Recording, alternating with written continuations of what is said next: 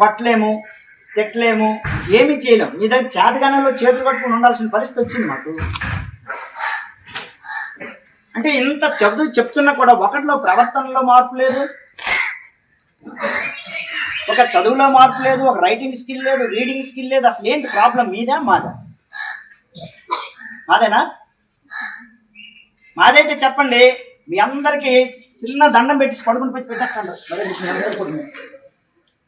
మీ అందరికి దండం పెట్టేసి వదిలేస్తున్నాం.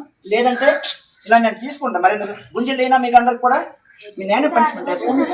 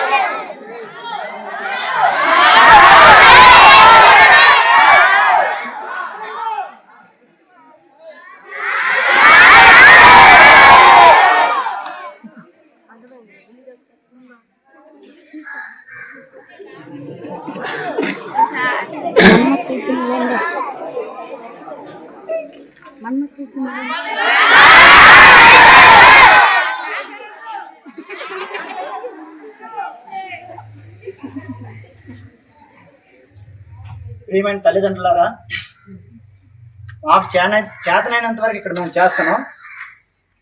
మీ పిల్లల్ని మీరు కనీసం కంట్రోల్ పెట్టకపోతే మీరు స్కూల్కి పంపించడం వృధా అవుతుంది.